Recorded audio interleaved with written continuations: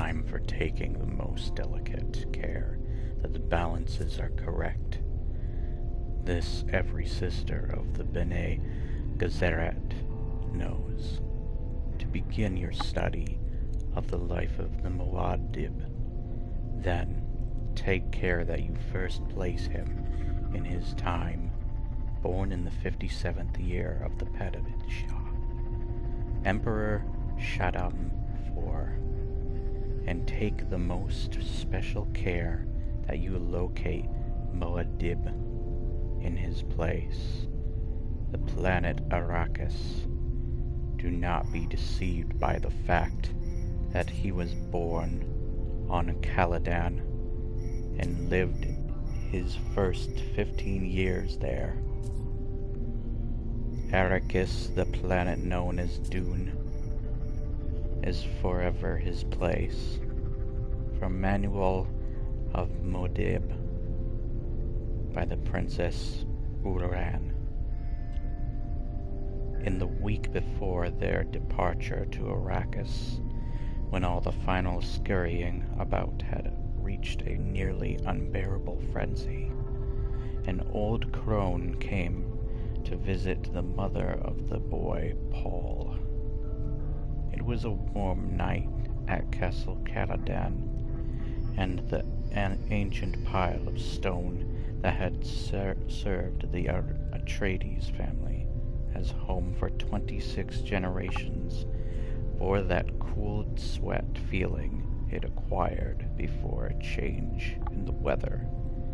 The old woman was let in by the side door, down the vaulted passage by Paul's room, and she was allowed a moment to peer in at him where he lay in his bed. By the half-light of the dispenser lamp, dimmed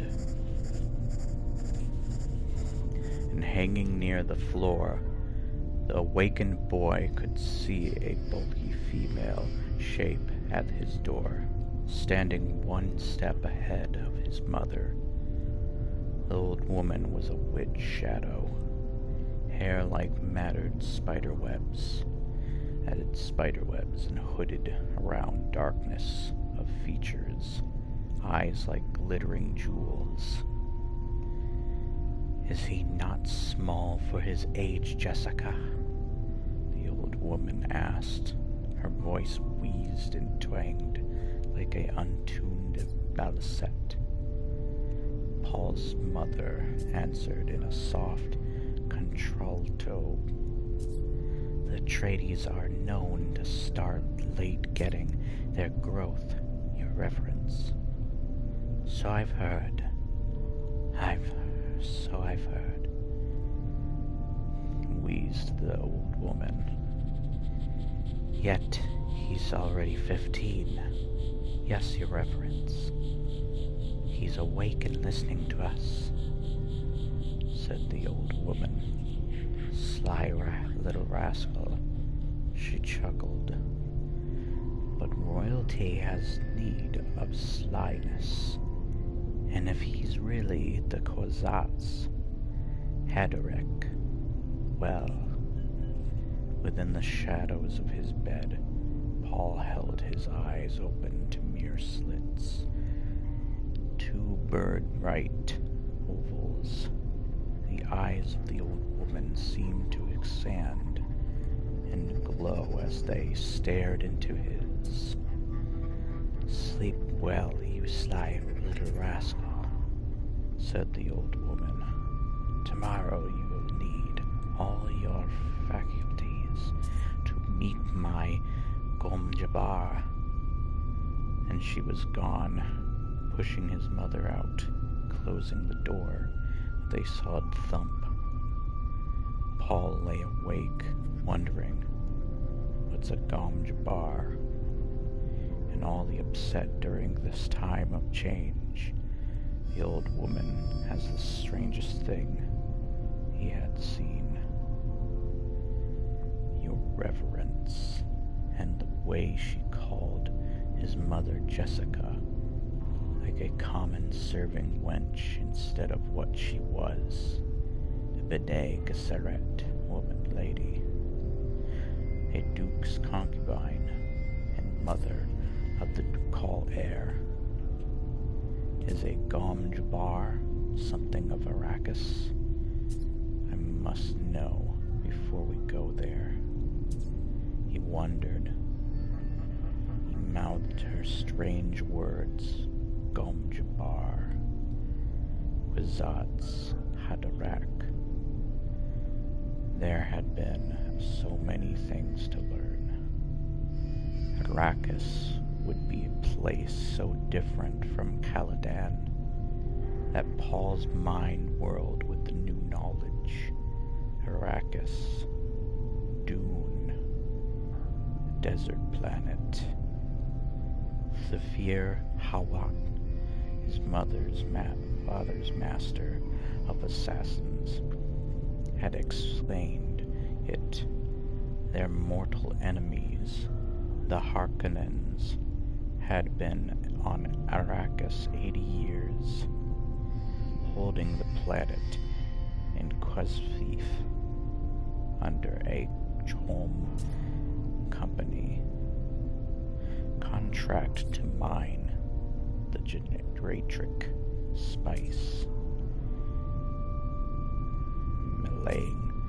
Now the Harkonnens were leaving to be replaced by the House of Atreides, and Faith complete to be replaced by an apparent victory for the Duke Leto, yet Hawat had said his appearance contained the deadliest pearl, for the Duke Leto was popular among the great houses of the Landsraad.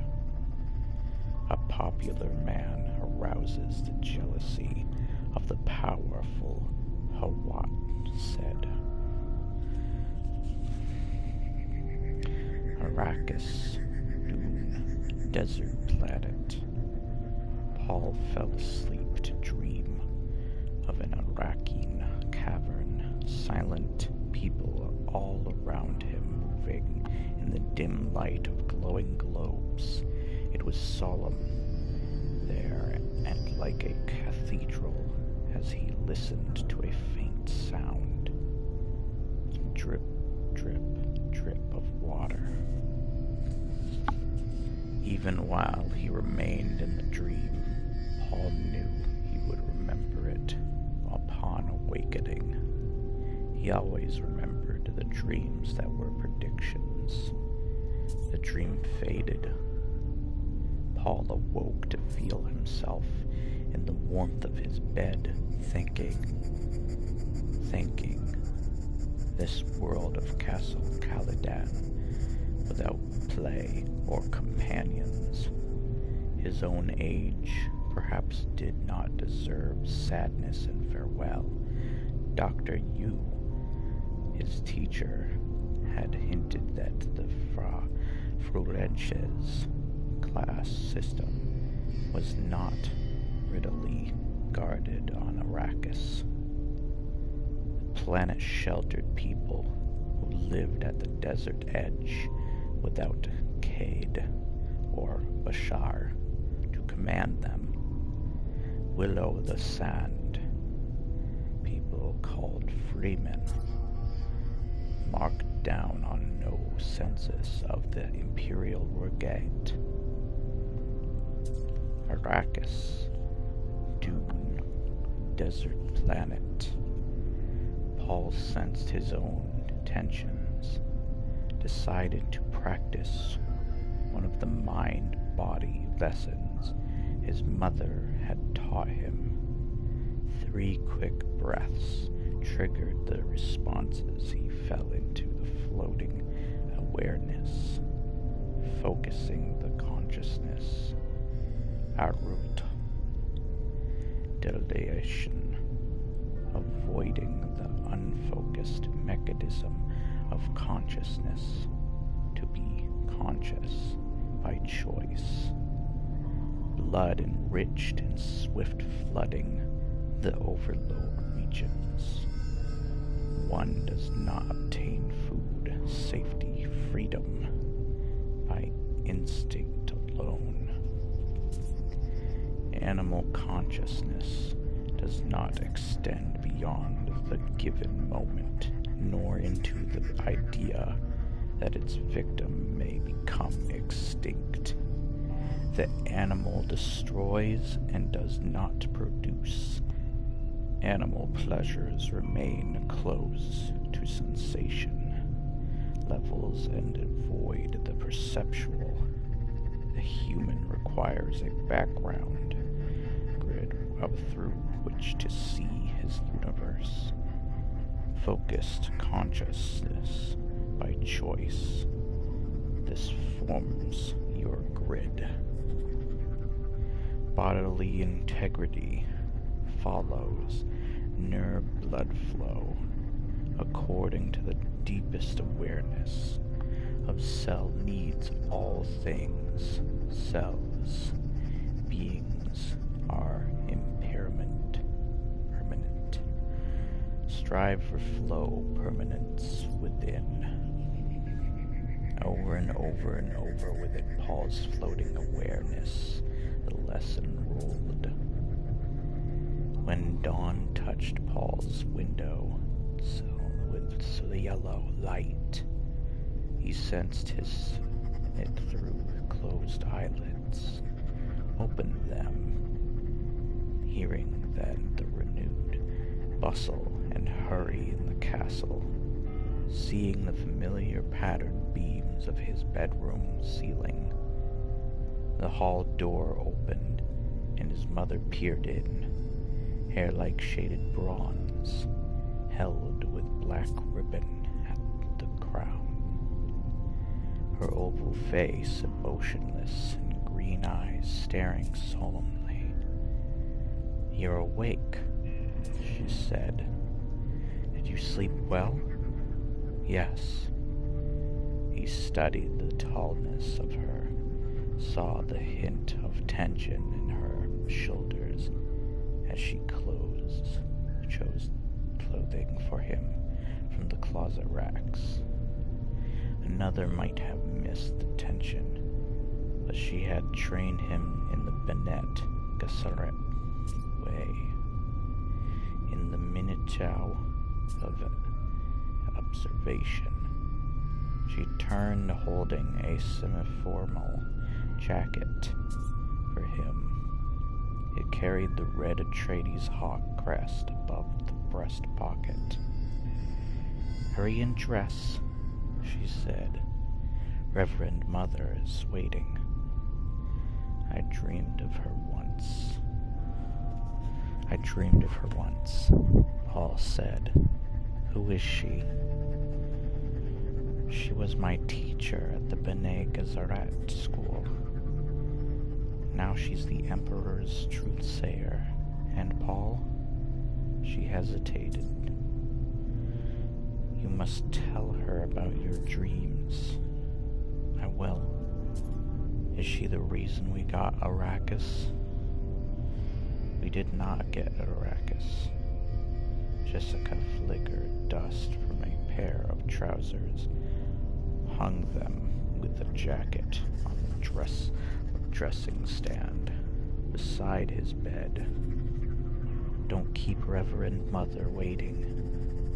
Paul sat up, hugged his knees. "What's a Gom Jabbar?" Again, the training she had given him exposed her almost invisible hesitation, a nervous betrayal he felt as fear. Jessica crossed to the window, flung wide the drapers, stared across the river orchids toward Mount Sayobi. "You'll learn about the Gom Jabbar soon enough," she said.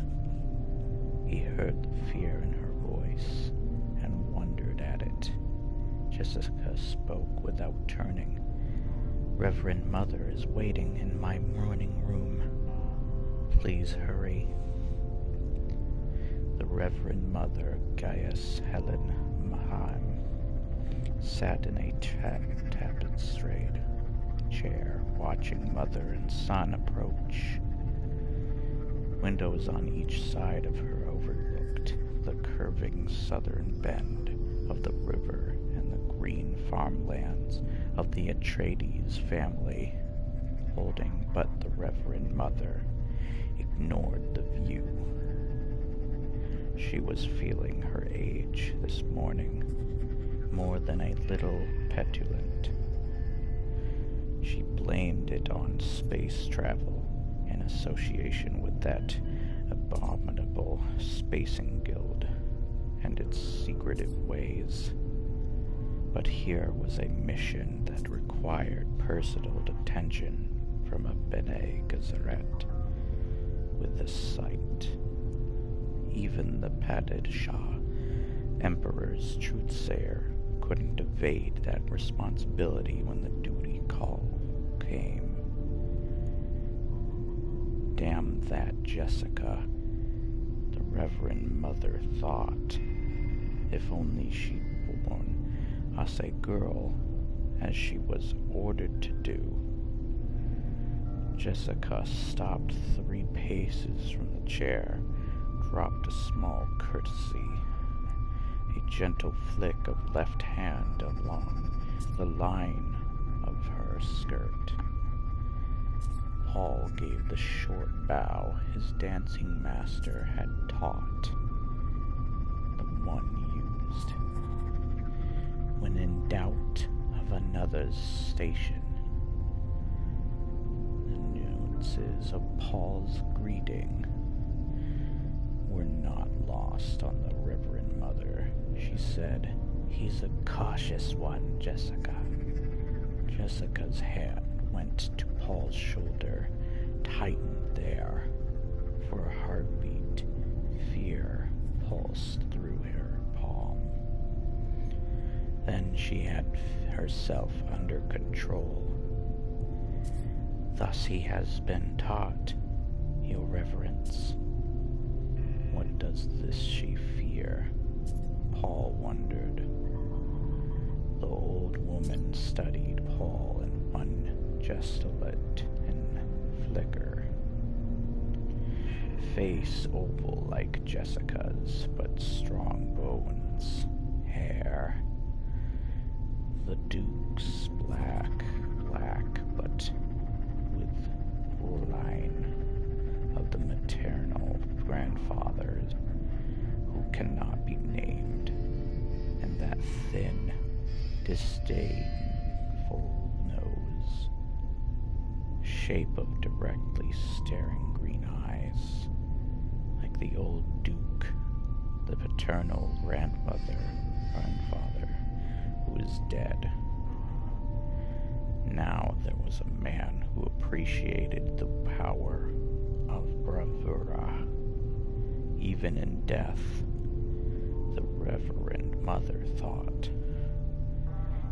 Teaching is one thing, she said. The basic ingredient is another. We shall see. The old eyes darted a hard glance at Jessica. Leave us. I enjoin you to practice the meditation of peace. Jessica took her hand from Paul's shoulder. Your Reverence, Jessica, you know it must be done. Paul looked up at his mother, puzzled. Jessica straightened. Yes, of course. Paul looked back at the Reverend Mother, politeness, and his mother's obvious awe of this old woman argued caution. Yet he felt an angry apprehension at the fear he sensed radiating from his mother. Paul, Jessica took a deep breath. This test you're about to receive, it's important to me. Test? He looked up at her. Remember that you're a Duke's son. Jessica said. She whirled and strode from the room in a dry swishing of skirt. The door closed solidly behind her. Paul faced the old woman, holding anger in check. Does one dismiss the Lady Jessica as though she were a serving wench? A smile flickered the corners of the wrinkled old mouth. Lady Jessica was my serving wench, lad, for 14 years at school. She nodded. And a good one, too. Now you come here. The command whipped out at him. Paul found himself obeying before he could think about it. Unsing the voice on me, he thought. He stopped at her gesture, standing beside her knees. See this? She asked. From the folds of her gown, she lifted a green metal cube, about 15 centimeters on a side. She turned it, and Paul saw that one side was open, black and oddly frightening. No light penetrated that open blackness. Put your right hand in the box, she said. Fear shot through Paul. He started to back away, but the old woman said, Is this how you obey your mother? He looked up into bird-bright eyes, slowly feeling the compulsions and unable to inhibit them. Paul put his hand into the box. He felt first a sense of cold as the blackness closed around his hand, then slick metal against his fingers, and a prickling as though his hand were asleep. A predatory look filled the old woman's features. She lifted her right hand away from the box and poised the hand close to the side of Paul's neck. He saw a glint of metal there and started to turn over toward it. Stop, she snapped, using the voice again. He swung his attention back to her face. I hold at your neck the Gomjabar, she said. The Gomjabar, the high-handed enemy. It's a needle with a drop of poison on its tip. Ha ha. Don't pull away or you'll feel that poison. Paul tried to swallow in a dry throat. He could not take his attention from the seamed old face, the glistening eyes, the pale gums around silvery metal teeth that flashed as she spoke. A duke's son must know about poisons, she said.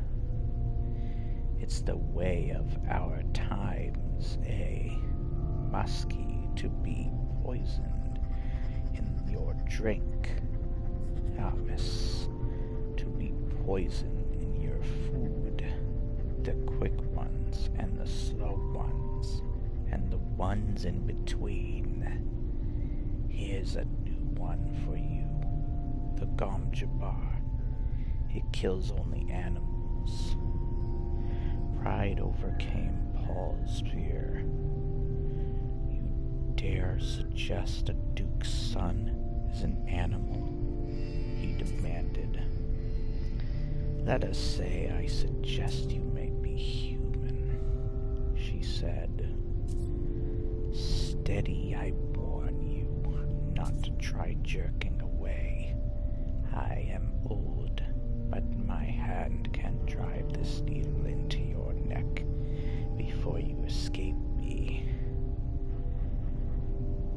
are you? He whispered. How did you trick my mother into leaving me alone with you? Are you from the Harkonnens? The Harkonnens? Bless us, no. Now be silent. A dry finger touched his neck, and he stilled the involuntary urge to leap away. Good, she said. You passed the first test now. Here's the way of the rest of it.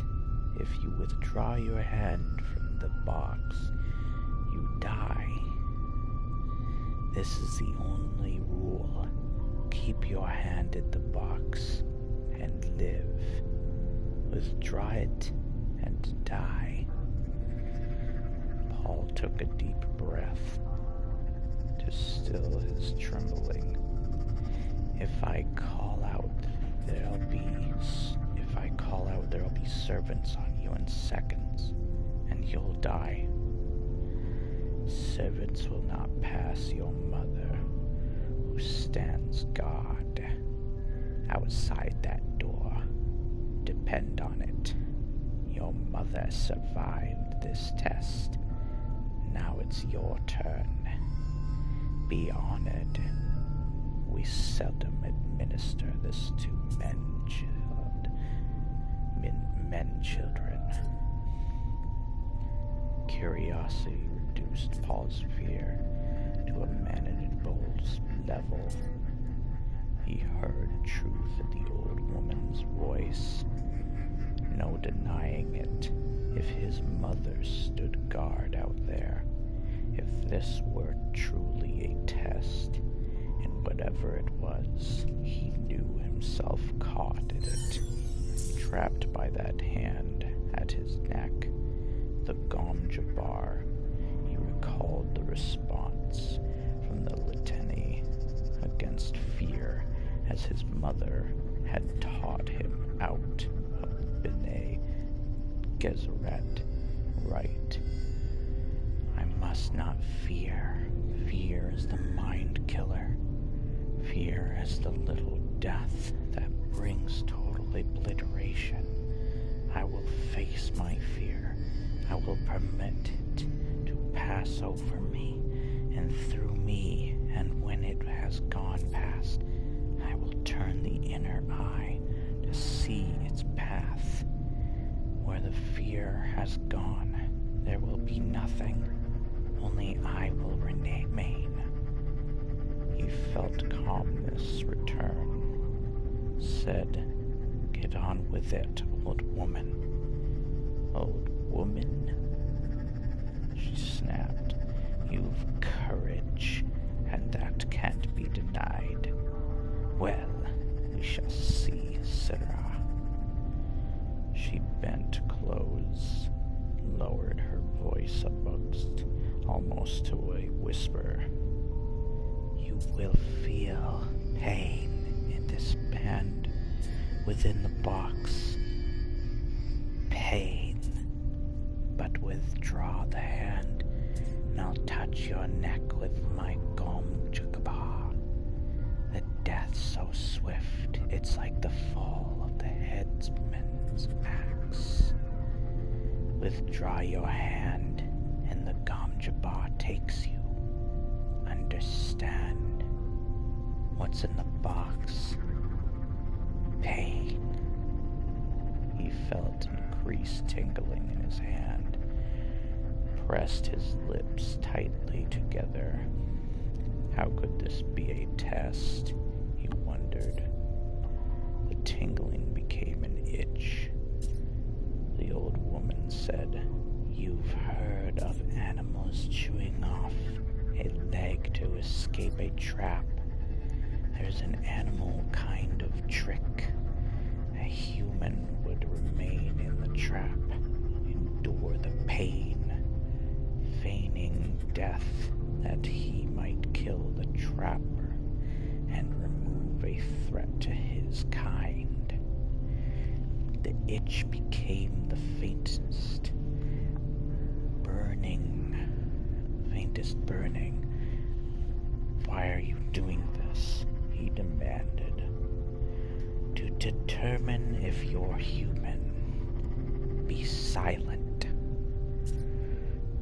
Paul clenched his left hand into a fist as the burning sensation increased in the other hand. It mounted slowly, heat upon heat upon heat upon heat. He felt the fingernails of his free hand biting the palm. He tried to flex the fingers of the burning hand, but couldn't move them. "It burns," he whispered. "Silence." Pain throbbed up his arm. Sweat stood out on his forehead. Every fiber cried out to withdraw the hand from this burning pit. But the Gom Jabbar, without turning his head, he tried to move his eyes to see that terrible needle poised beside his neck. He sensed that he was breathing in gasps, tried to slow his breaths, and couldn't. Pain.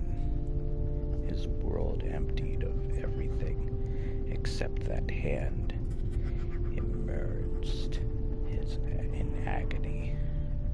The ancient face inches away, staring at him. His lips were so dry he had difficulty separating them. The burning.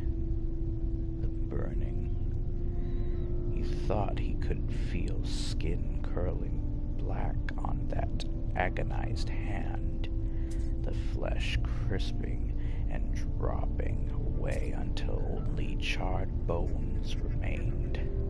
It stopped, as though a switch had been turned off. The pain stopped. Paul felt his right arm trembling, felt sweat bathing his body. "Enough," the old woman muttered. "Kol Wahad. No woman child ever withstood that much. I must have wanted you to fail." She leaned back, withdrawing the Gom Jabbar from the side of his neck. "Take your hand from the box, young human, and look at it." He fought down the aching shiver, stared at the lightless void where his seemed to remain of its own volition. Memory of pain inhibited every movement. Reason told him he would withdraw a blackened stump from that box. "Do it," she snapped. He jerked his hand from the box, stared at it, astonished. Not a mark. No sign of agony on the flesh. He held up the hand, turned it, flexed the fingers.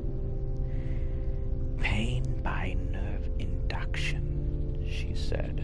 "Can't go around maiming potential humans. They're those who'd give a pretty for the secret of this box, though." She slipped it into the folds of her gown. But the pain, he said. "Pain," she sniffed. "A human can override any nerve in his body." In the body, Paul felt his left hand aching, uncurled, and the clenched fingers looked at 4 bloody marks where fingernails had bitten his palm. He dropped the hand to his side, looked at the old woman. You did that to my mother once?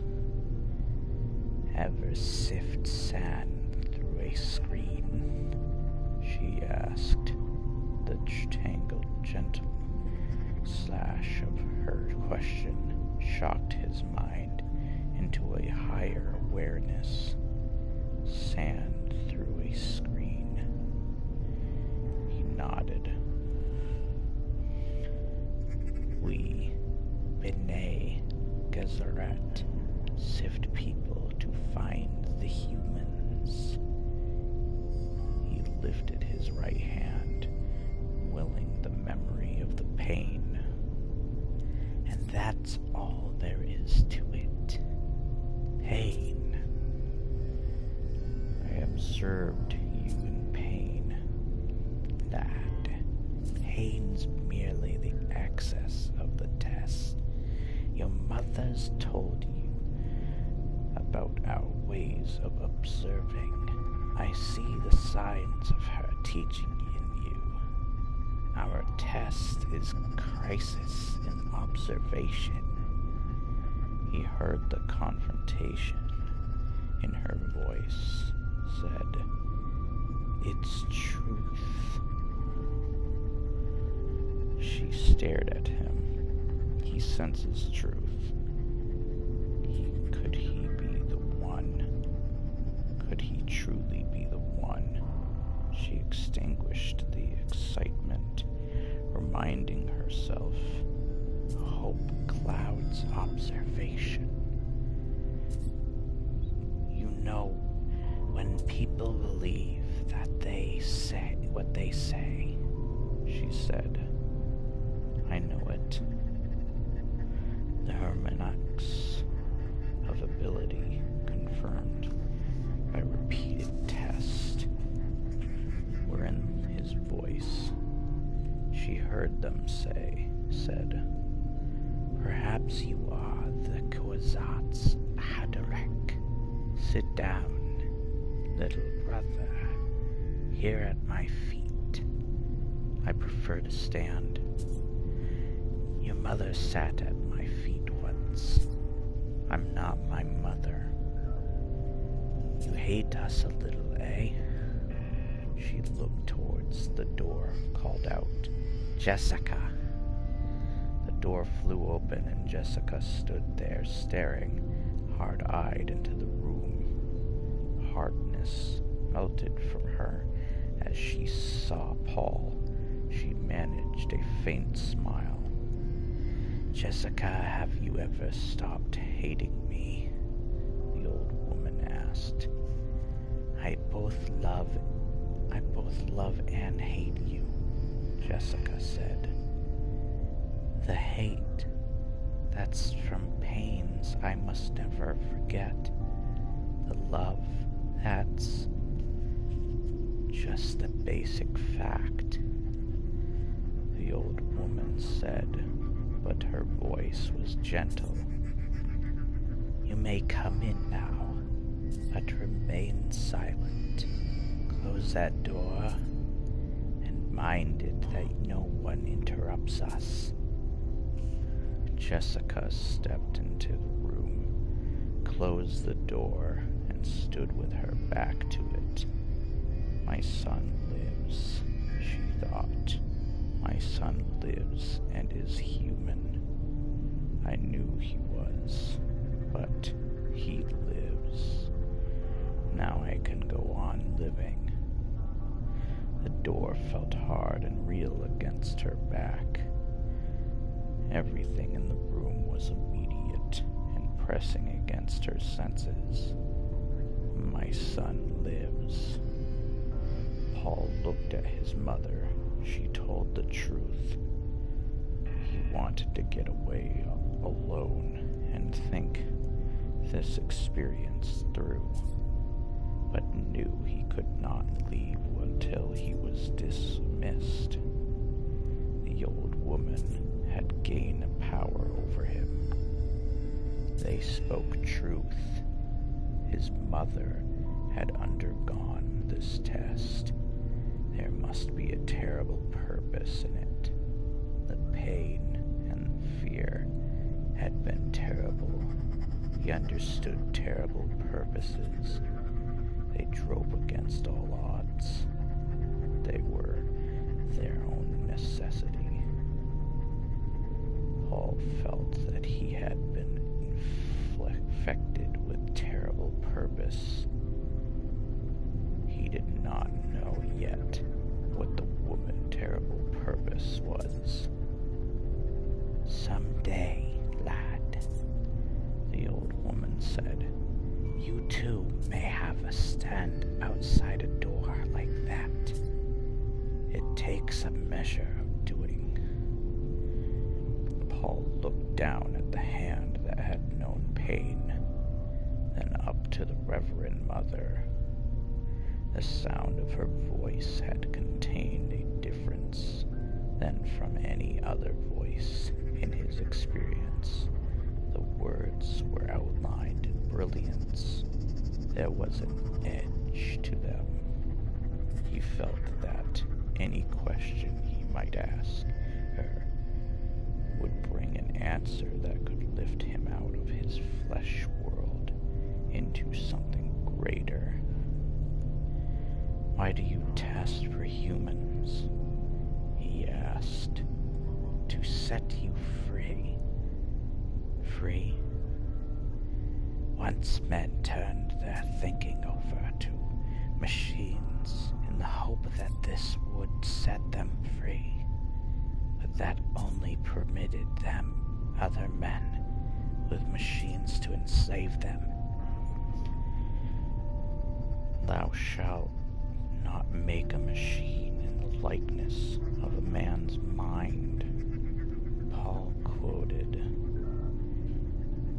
right out of the Butlerian Jihad and the Orange Catholic Bible. She said, "But what the OC Bible should have said is, thou shalt not make a machine to counterfeit a human mind. Have you studied the mentate in your service?" "I've studied with Thifir Hawat."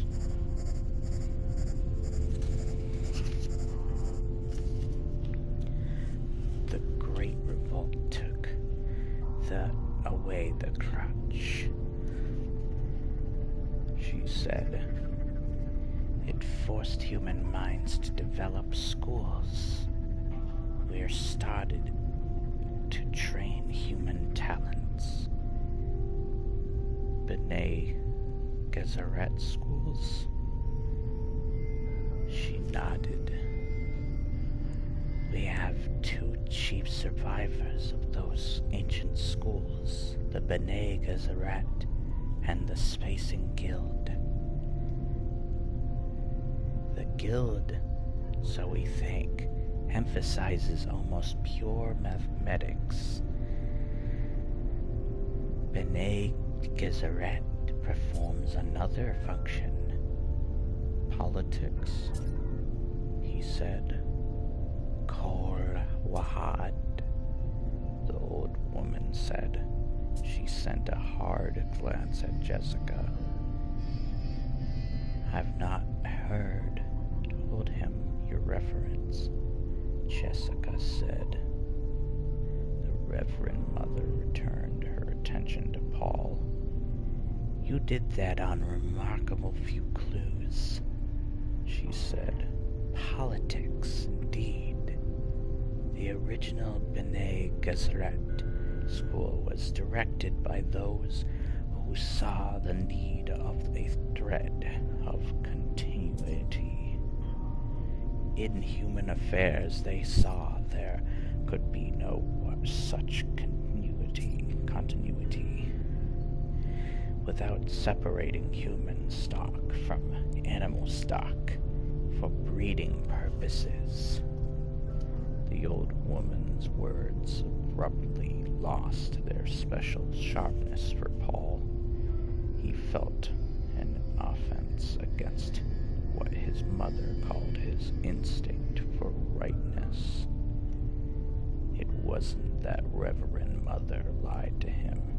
she obviously believed what she said. It was something deeper, something tied to his terrible purpose. He said, "But my mother tells me many B'nai Gesserit of the schools don't know their ancestry.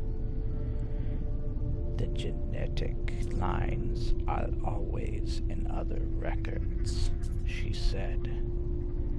"Your mother knows that either she's of B'nai Gesserit descent or her stock was acceptable in itself. Then why couldn't she know who her parents are? Some do, many don't. We might, for example, have wanted to breed her to a close relative to set up a dominant in some genetic trait. We have many reasons." Again, Paul felt the offense against righteousness. Rightness. He said, "You take a lot on yourselves." The Reverend Mother stared at him, wondering, did I hear criticism in his voice? "We carry a heavy burden," she said. Paul felt himself coming more and more out of the shock of the test. He leveled a measuring stare at her, said, "You say maybe I'm the Kwisatz Haderach? What's that? A human Gom Jabbar?" "Paul," Jessica said, "you mustn't take that tone with it." "I'll handle this, Jessica," the old woman said. "Now, lad, do you know about the Truthsayer drug? You take it to improve your ability to detect falsehood," he said. "My mother's told me. Have you ever seen Truth Trance?" "Truth Trance?" He shook his head. "No.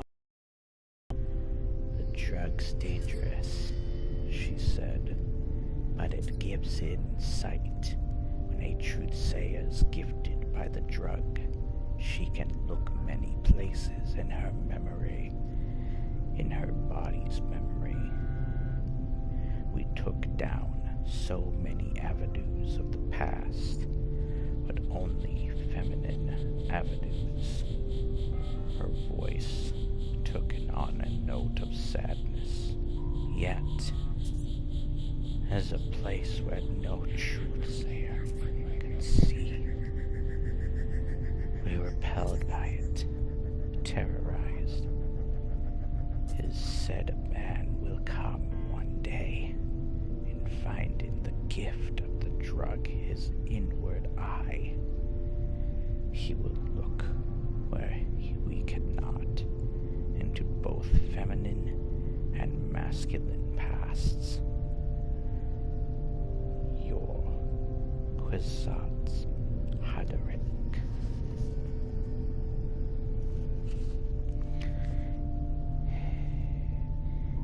"Yes, the one who can be many places at once, the Kwisatz Haderach.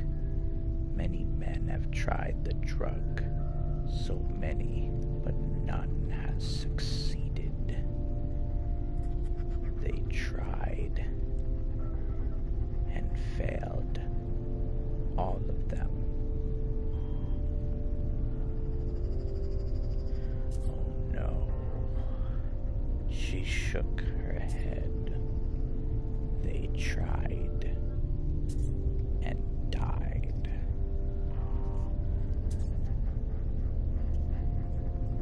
Frank Herbert, Dune, page 21. To attempt an understanding of Muad'Dib without understanding his mortal enemies, the Harkonnens, is